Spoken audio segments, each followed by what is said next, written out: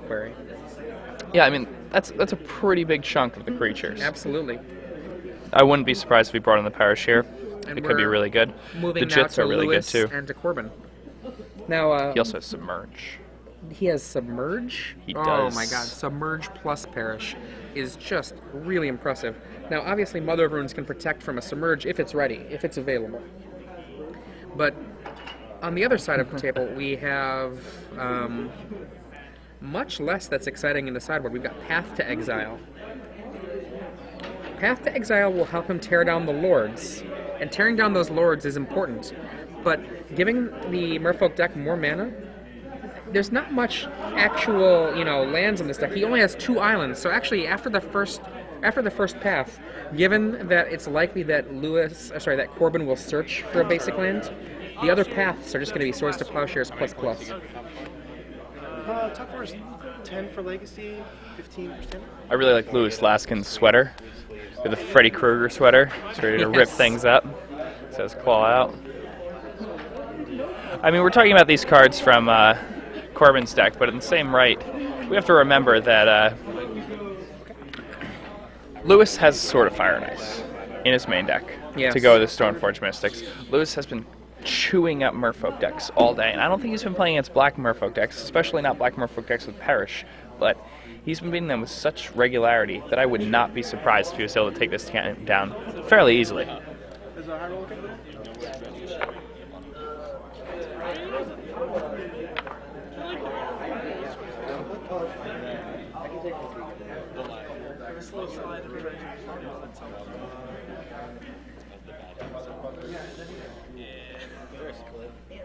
There's not.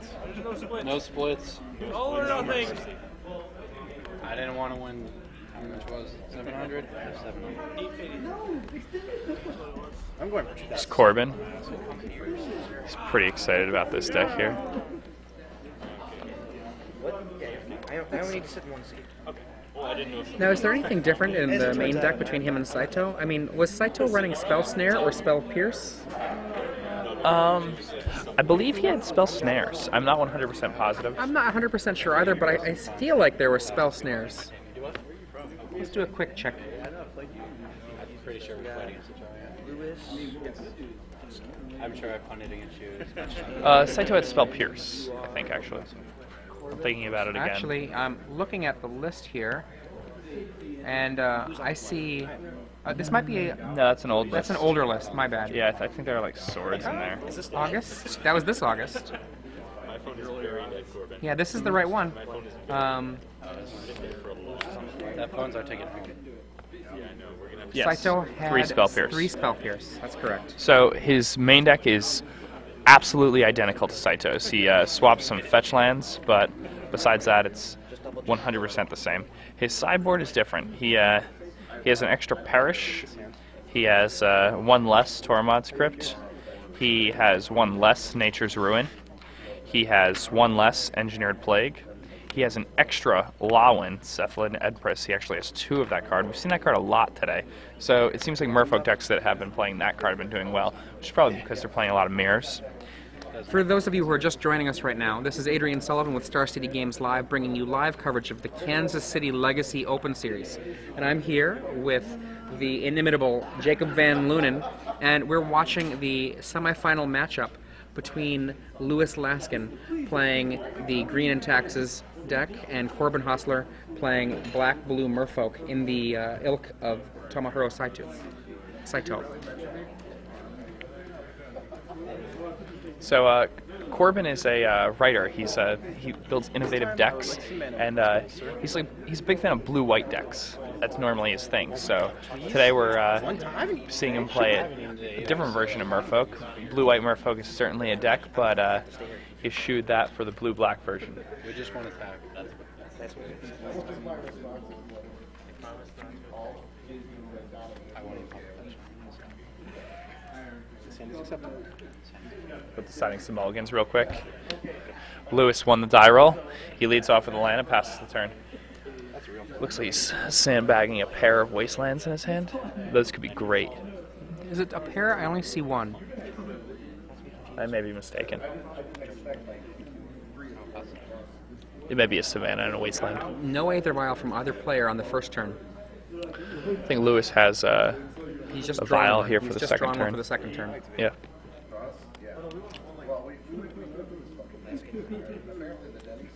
Floating to blue?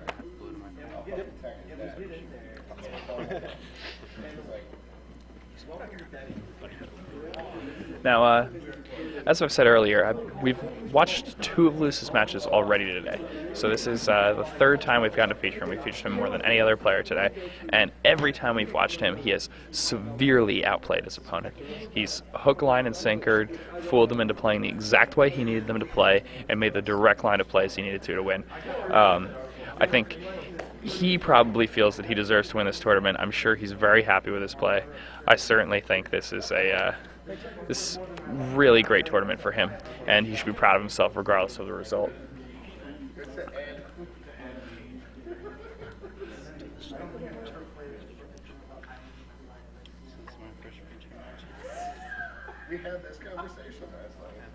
It's interesting that Corbin, a somewhat innovative deck builder, is playing a deck that is somewhat mainstream. It's interesting. There weren't many blue-black Merfolk decks here, despite it winning the Grand Prix so recently.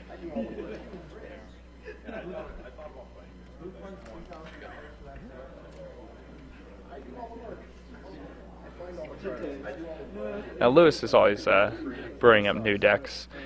I was hanging out with Lewis the other night, and he had a really awesome blue-red Painter Servant deck that he had worked on with Michael Posgay and Caleb Durward and a few others. He was really excited about it, but he decided that this deck was the correct choice. I saw him last at 4 a.m. last night, and he was set on the blue-red Painter Servant deck. I showed up this morning at 7 a.m. He walks in at 9 a.m. and he looks at me and he goes, I audibled. And I was like, what are you playing? And he's like, green-white Mengar of Karandor. And I wasn't completely sold at first. I didn't think it was the best idea, but here he is in the top 4, and things are looking pretty good. So he has done a great job proving me wrong. Absolutely. Now, one of the things I hadn't considered before this match actually got underway is the way that a Kasali Pride Mage can actually really get an edge on the Vial Wars that are liable to happen in this matchup. I mean, because they're both using these as a really, really powerful way to kind of sneakily get mana advantage, essentially. It's not really mana, but effectively mana.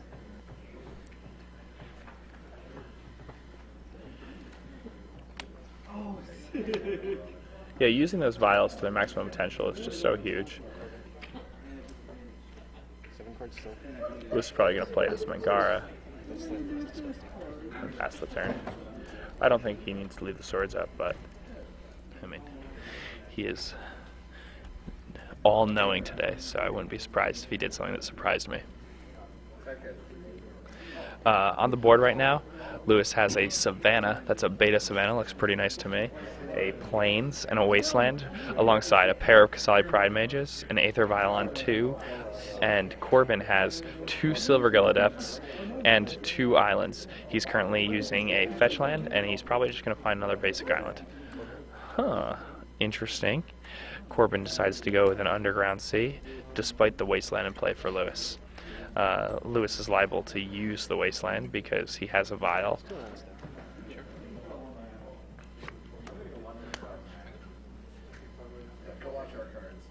Okay. It seems that Corbin, I think, he probably only has 2 islands in the list. Yeah, those are the only 2 islands. Okay, so that would probably be why he did not fetch another basic island in the face of that Wasteland.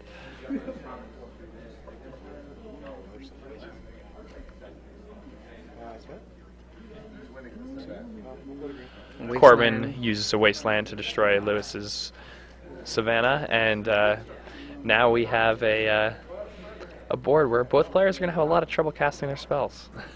Well, you know, excuse me, Corbin is, I think, a lot better off when it comes to casting them, because all it'll take for him is just 1 mana, and he'll be able to drop a whole bunch of things, whereas Lewis, at this point, is basically living off of the Vial for now.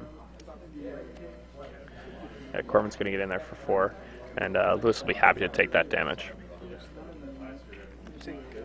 here comes a potential. There we go. It's a Coral Helm Commander. That can become a flyer in a moment. I mean, that's just going to get swords immediately, in my opinion. Well, then, there's the thought of a daze. I think he can wait and then see if he can get a land so that can hit. And there's the land.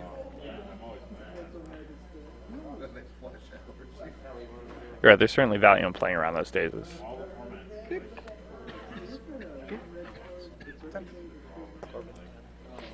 This will be nice too, because Lewis can pass the turn and force Corbin to dump some mana into that Coral Helm Commander.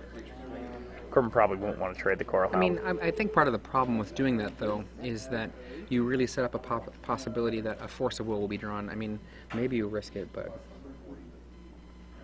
The thing is, I mean, Corbin already had the Force of Will, but... we should be careful about how loud we're speaking. Okay, yeah. Corbin already had the we Force of don't Will, have to go down but... to that low, but... Yeah, Corbin already had the Force of Will, but I feel like Lewis should... the swords getting forced is still just so incredible here. Absolutely. You get 2 cards from your opponent, and right now you're trying to fight back into the game, because as far as cards go, you're pretty far behind. Your opponent played 2 Silvergill Adepts, they cantrip, they get him ahead. Right now, Lewis really needs something like a Stoneforge Mystic. That would be very key. That Marrow Regery is a tempting target for Swords to Plowshares. Yeah, it's about as good as it gets. The thing about this is there's so much redundancy for Corbin in terms of scary cards. All of those lords do very different kinds of work. The Lord of Atlantis is the cheap one, but it doesn't do as much work as the others. The others are more difficult to actually get use out of, but they can do things like go flying or explode the mana out with a Regery, or use it to suppress your ability to defend. Yeah, the standard Merfolk decks for a while used Regery to almost combo out their hands often.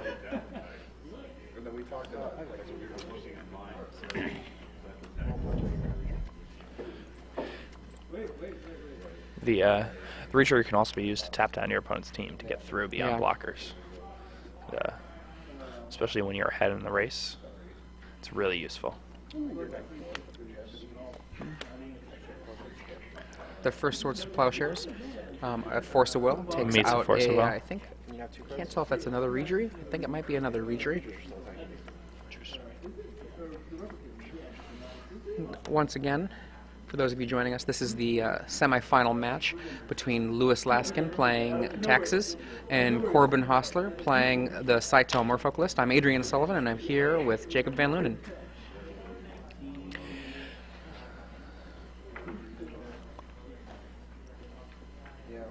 Okay, it's taking a hit there for 6. I like that he took the damage there. I think that's correct. Yeah, here comes Mangara. That Mangara is gonna... Oh, what does it do? What is this? Who is this human wizard?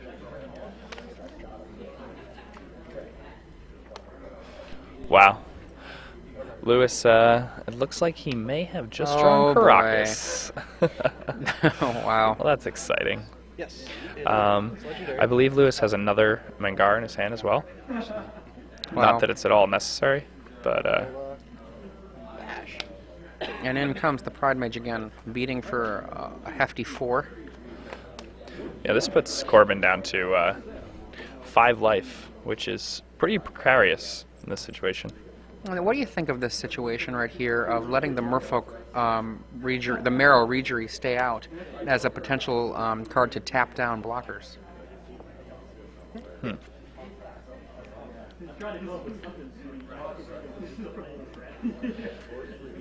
Yeah, I mean, Regery is definitely his route to victory here. I think I may have killed the Regery during my main phase. I think killing the Regery right away would have been pretty effective. This is real magic. No blocking. Just turn sideways and ignore the other person's creatures.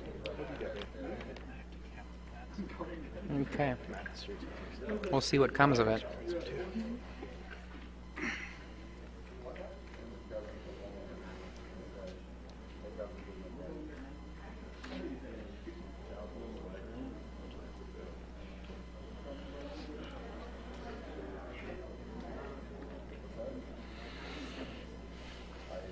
There's a lot to think about here.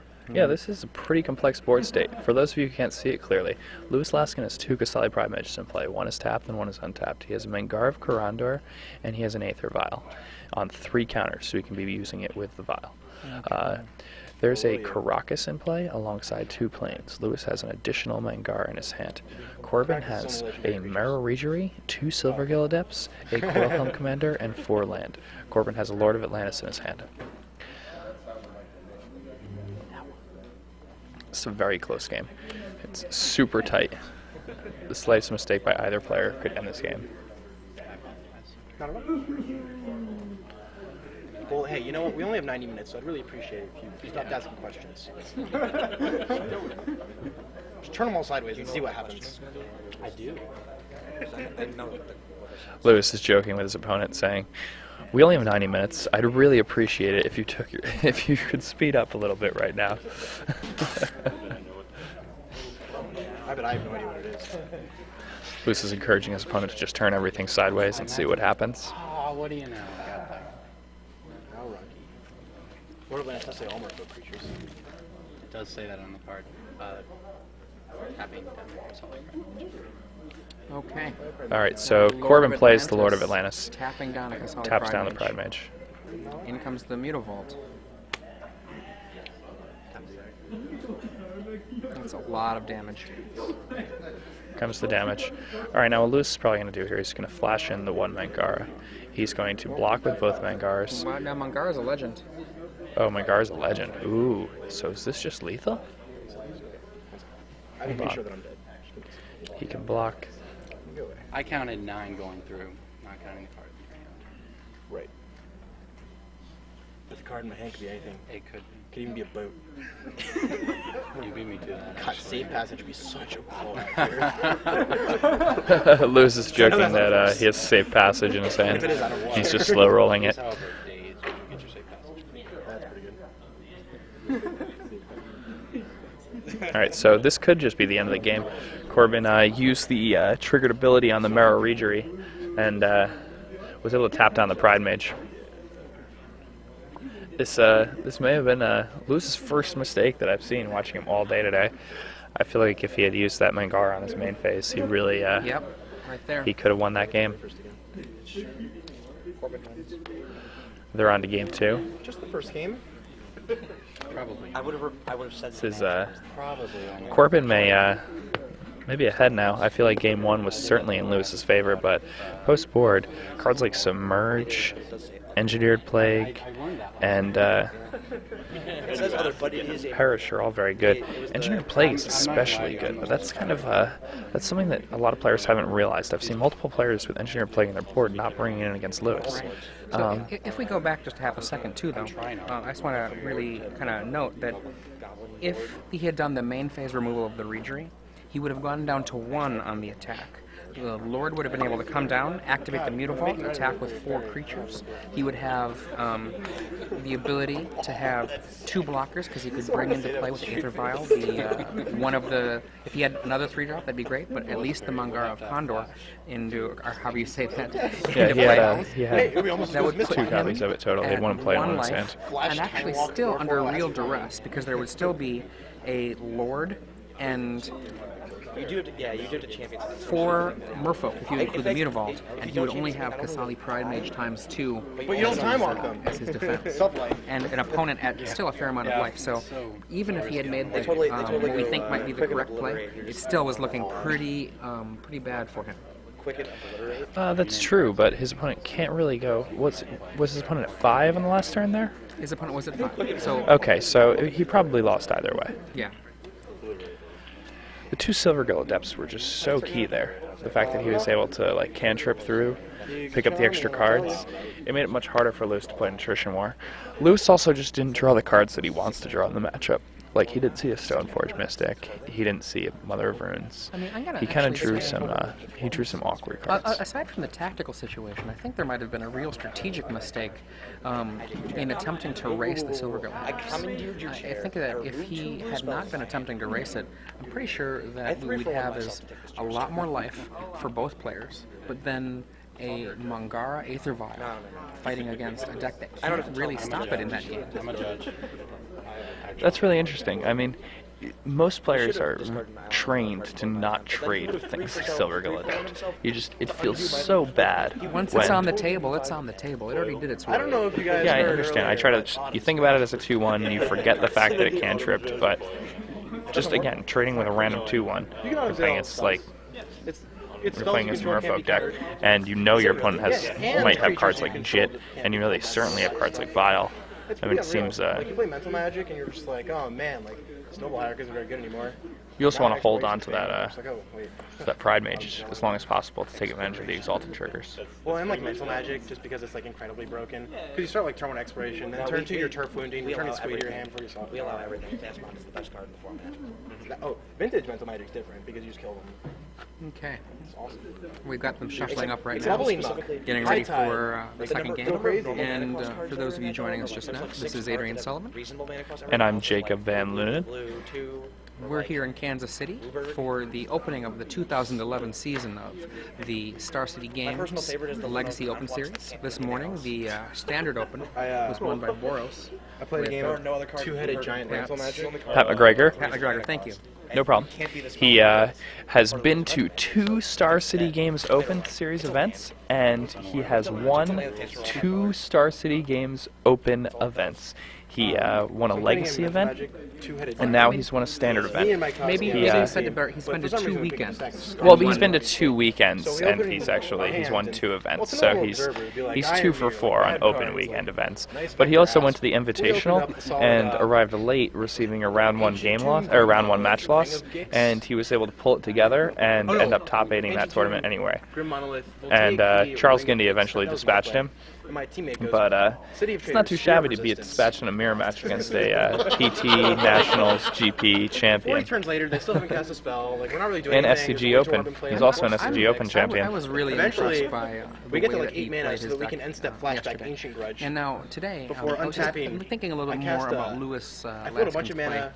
Cascade cast Bust, I think that blows up all the lands, and then there's I a end moment the when that Rangers first continue to Lord stand. comes down Because they're 40 life, that right? the So idea why of can't they 40? racing Yeah, it's 10. really seems like maybe the bad way to go. You know? No, I understand what you mean. But in the same right, if you you can't really try to play that attrition war because if you To be fair, he did not have the Caracas yet. yeah. He did not So have the he Caracas. doesn't even know if he's drawing that Caracas. He didn't even have the Mangara yet. Right. No, he actually, I believe he had the Mangara already. He had the Aether Vial ramping up. And That way I don't have to like know how to play against cheat. Okay, this Really just over and over again. It's why I think they should bring back Skull Clan, because then at least the format is there a vial? Okay. I showed it. Alright. I'll go to 19. Mother Runes. And we have a turn 1 Mother of Runes, which has been a key card for Lewis Laskin in the Merfolk matchup in the previous games, in the previous matches today. Protection, it's a 1/1. Any color. And any creature. Lewis actually has 2 Mother of Runes in hand. So double Mother of Runes is often equivalent to your creatures just not being able to like lose in combat. People have joked that Chris always joked that 2 Mother of Runes says that your opponent can never attack and can never block. Literally, if there wasn't a time limit on the last match, it actually would have ended faster. That makes me sick. No, that's what. No. And the The, timer clocks down. We have about 1 hour and 8 minutes left in this match. I don't think we're going to have to worry about hitting that, though. Just making sure. Make sure nothing funky. So the first Star City Games Open for the 2011 season in Richmond, Christian Calcano won the Standard event. And that gave him enough points that along with his top 16 here, he's going to be in the lead. Absolutely. He was already in the lead then, and this just pushes him further in. Both players have a 1-drop. Lewis draws first turn. It's Pride Mage. He's probably feeling a little awkward about having kept a 1-lander on the play, but if you have 2 1-drops, it's completely reasonable. He actually has more than 2 1-drops. He also has multiple swords in his hand. I mean, one of the things, again, is that Mother of Runes is really powerful in this matchup. I mean, what Mother of Runes means is that unless it gets submerged, there actually isn't a way for the Mother of Runes to be removed from the board. A card like Umezawa's Jit, which is very likely to come in from the board, won't actually be able to get any counters on it if it can't deal damage to something. I mean, It's true. you're the only one with repeatable damage here, so I don't have enough fetches. That's a good point. You should just. You suggest. Here we go. We have what is coming down now. So on the board, for those of you that can't see it, Laskin has a Horizon Canopy in play. That's a land from Future Sight. It taps for a colorless mana, or it taps for a white or green. Or no, it actually only taps for white or green and deals 1 damage to you, but you may pay 1 colorless and sacrifice it to draw a card. He also has 2 Mother of Runes in play. Corbin Hosler has a Silvergill Adept, a Curse Catcher, and 2 islands in play. Lewis drew the second land. Pretty tight time to do so. And he's deciding between a Stoneforge Mystic and a Kasali Pride Mage.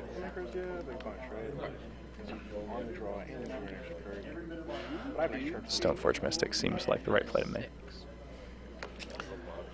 There's a lot of possibilities here. I mean, Stoneforge Mystic allows you to pass the turn the next turn, leaving swords open if you need to. I would be end the turn if you want to. I would be thinking about baiting the days, though. I mean, I'd be thinking about days and just checking to see if it's there. And I would use that moment just to put out a card like that, a test card like Kasali Pride Mage, which might actually be very reasonable. I feel like if a daze had been looming, it definitely would have dealt with the second Mother of Runes, so he would have had to have drawn it off the top. That's fair. That's fair. The second Mother of Runes, unless he doesn't realize how important Mother of Runes is in the matchup. I think this guy's bad. I was playing Bug yesterday. The guy had divided. And, you know, unless you study Isagripa. Sword on it. That's all the colors in my deck. That doesn't go. I'm sorry, I was listening. I'm not playing. How many cards do you have? I have 4. Lewis is joking with his opponent. Corbin's hand looks pretty stacked here. He has a Reejery, another Curse Catcher here, and Lord of Atlantis. You don't like double Mother Ring? A few other cards that I can't really see right now. I think I saw a daze.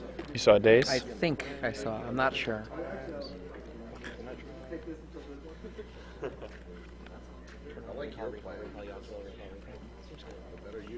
Shows some good discipline that he didn't counter that Pride Mage there. If that's in fact a daze, I might have misseen it. And Marrow Reejery off of the third land. That is a really powerful drop right now. Lewis has a pair of swords, so it's not as powerful as it may seem. But I mean, you only have so many swords. They have more lords than you have removal, which is pretty rough. I'd be interested to see if Lewis had sided in his paths or not. I'm surprised that Pride Mage is still in here, too. I still like Pride Mage as a potential Umezawa's Jit answer if Umezawa's Jit gets out of control. That's reasonable. Boom. Give me getting in on myself. That's how I would have been in the world. Swords.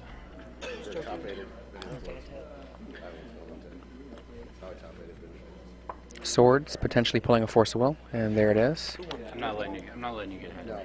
It was 2 years ago. You have 3 cards now? Sure. Excellent. Excellent cards. Yeah, 3 excellent cards. There were 2 Tezzerets in the top 8 if I had played both of them. All of them. If I did the round value, it was close to $7,000. No, my deck was $7,000. Probably about 14,000. So, Lewis is contemplating an attack. It's completely reasonable. He'll get the Exalted trigger, and then it's very unlikely that Corbin's going to block because the Mother just makes it almost impossible to do so. I believe that brings Corbin down to 13. Lewis is still at 16. There are 4 Mongaras in the main deck of this list. I swear I killed Jit. That's kind of an odd thing. Like, you don't usually see a card like that as a 4-up, but it's clearly worked well for him this weekend.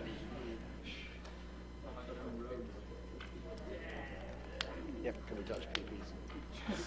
No homo.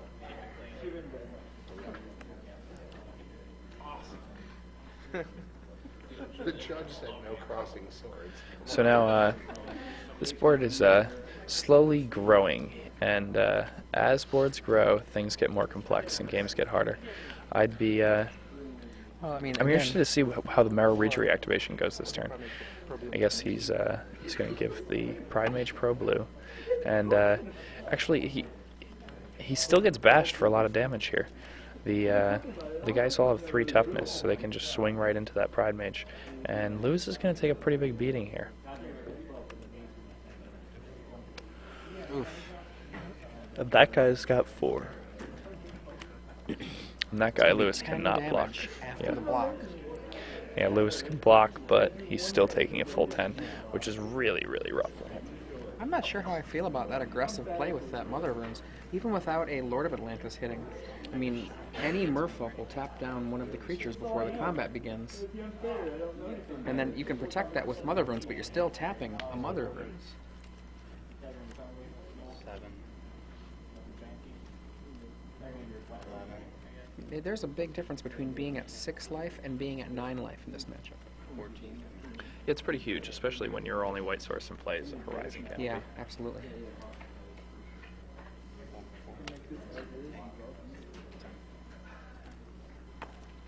So Lewis goes down to 6.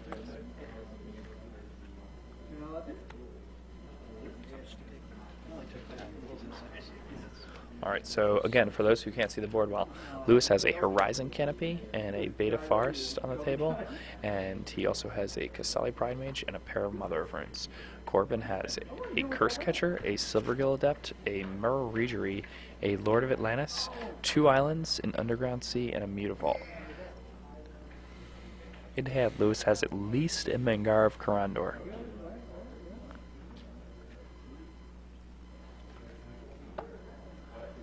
It's pretty deep in thought. This is a pretty difficult spot to be in. I mean, swords here for the Regery. It's convenient they drew the white. It's actually more relevant than one might think.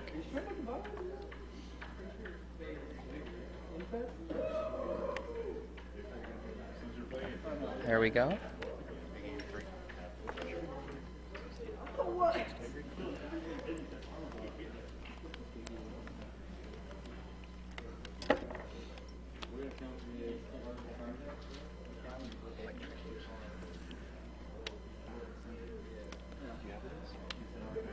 And that's a Stoneforge Mystic. Now, a day is in hand, I believe. We'll be able to take care of that. Alright, so Corbin's hand now is just a Perish. Just a. Just a Perish.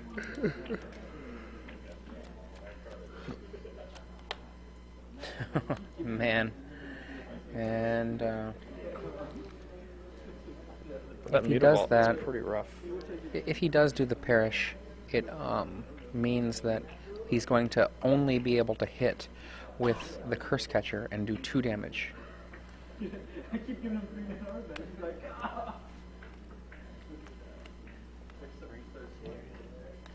Two cards. Huh.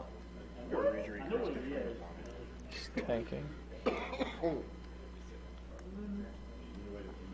There's no way you're still that.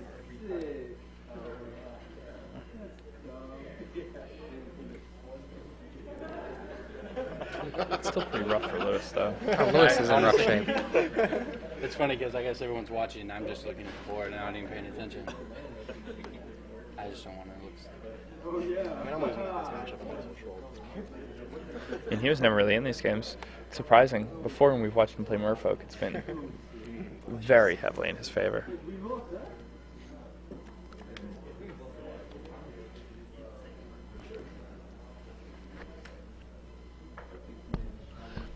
So, Louis Laskin ended up coming in 8th place here. He just made it on tiebreakers. Here we go, Merrill Regery. I think that's a much better play than Perish. Oh, he had a Regery in his hand? Yeah, he had a Regery. Ooh. Attacking at those 2 creatures effectively just forces the Mother of Runes to tap.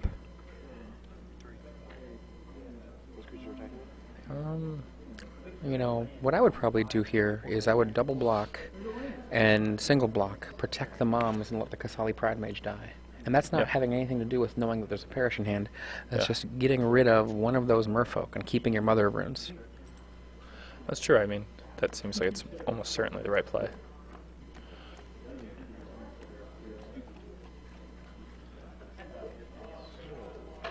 Mother of Runes just has so much value. Absolutely.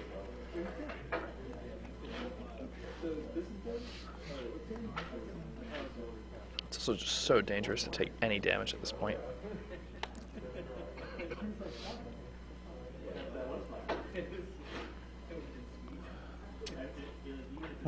So tricksy you are.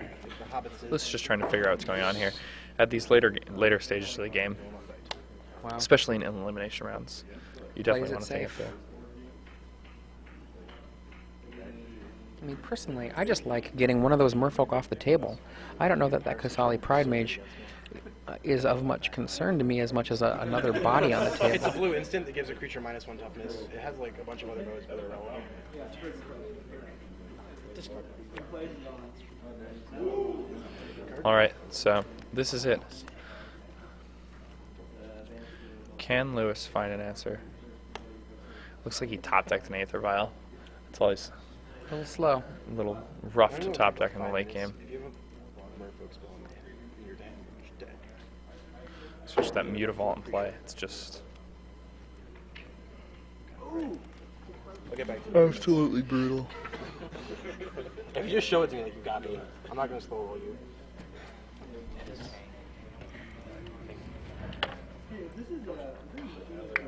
I can get rid of blockers. It is not a It's not cryptic command, is it? That's sick. Yeah, Lewis hunched over, realizing that this is the end of the road for him. Okay, so once again, this is Adrian Sullivan here with Star City Games Live, bringing you live coverage of the Kansas City Legacy Open Series. And I'm Jacob Van Lunen, and we're currently watching the semifinals of the Legacy Open Tournament. This is Lewis Laskin against Corbin Hosler. Lewis is playing a very interesting green-white version of Death and Taxes. He's done very well today. He's actually been crushing Merfolk all day.